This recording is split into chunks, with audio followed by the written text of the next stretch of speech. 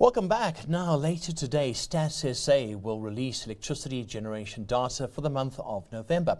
Thanks to a turnaround at Eskom, the country's energy availability factor has improved from around 56% in 2023 to nearly 65% currently. The unbundling of the power utility is the next step in its turnaround plan.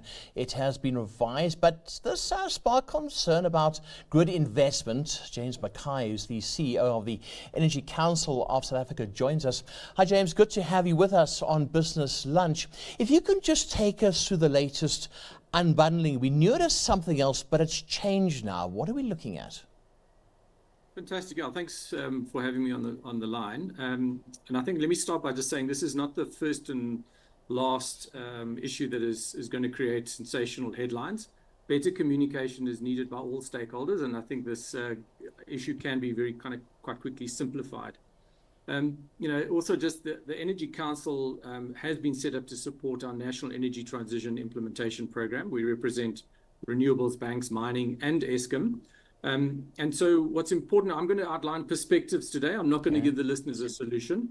But I believe, quite strongly that there is really good collaboration on the ground, and there is a lot of common ground. So let's just talk about the actual issue, is the establishment of the Independent Transmission System Operator, the TSO as everyone is calling it. This was really proposed in the 2019 DPE Unbundling Roadmap as a subsidiary of Eskom. But then under the ERA Amendment Bill, which was promulgated beginning of last year, this was upgraded to be then a legally independent state-owned entity by 2030, which is now 4 years away. So this TSO function is important because it houses four main functions. It's the network operator, the system operator, which is the day-to-day functions, the market operator, which is the wholesale market, and then the central purchasing agency, which is quite a complicated sort of commercial and clearing function. These are all fundamental functions for the stable system and for national reform.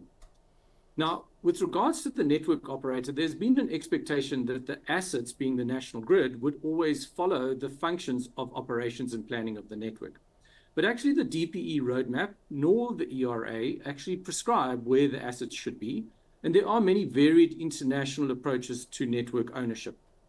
So this is where the disconnect has started, as private sector critics have been pushing for full and independent separation, including the assets, really because it's seen as a safeguard against discriminatory behavior and also as being as pro-private sector investment. Right. These are justifiable concerns. One thinks of low business confidence index. Eskom has challenged transition progress in the courts last year. And the split in assets and asset ownership definitely complicates the financing of transmission. James, I'm going to come in here quickly, if I may. Okay, so you got the TSO. Now, the TSO, just in layman's terms, this will be in charge of distributing the power out. In other words, if independent power producers need to get involved, they would have to jump onto the TSO. Would it work that way? So the TSO houses those four functions. Right. The network operator is the one that is the hot potato at the moment because it houses the network planning, the expansion of the grid, the allocation of grid, and should then own the asset.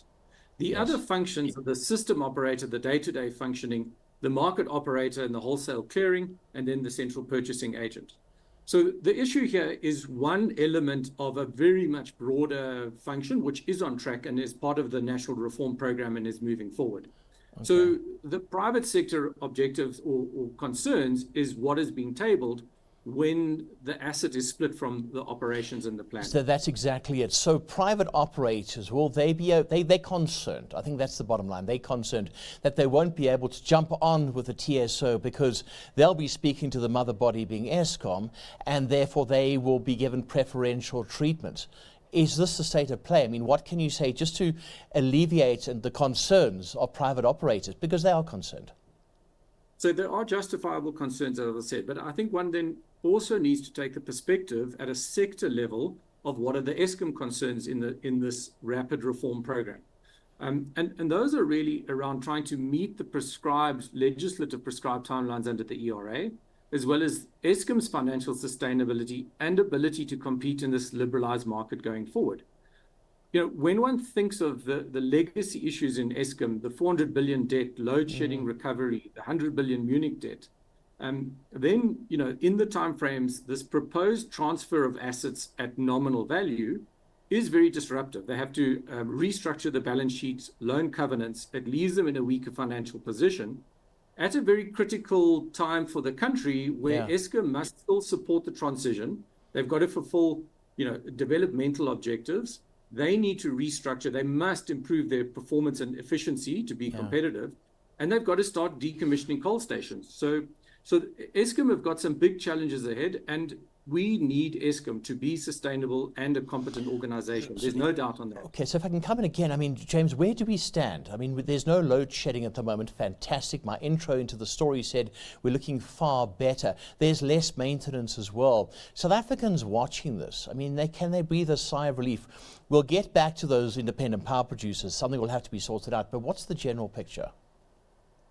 So I think what has been proposed is there are two perspectives. Reforms are complex. There isn't a one-size-fits-all, and internationally one can see even after 20 years, countries are having to refit and rejig. So it is a dynamic kind of pathway. What has been proposed that at this intense time, the minister has agreed that the proposal by Eskom is a more conservative and a lower risk approach to sector stability and particularly Eskom sustainability. Right. However, I do want to emphasize that, I mean, I've had discussions with Eskom, the ministry, and multiple private role players. What has been proposed is not being proposed as the end state. It's been proposed as an interim step now within this kind of period that is more conservative and lower risk. And the minister, that is the minister's prerogative and responsibility and to make that call.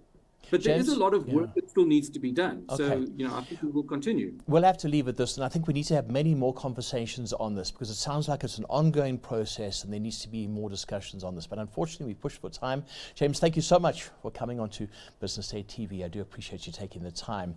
That was James Mackay, CEO of the Energy Council of South Africa.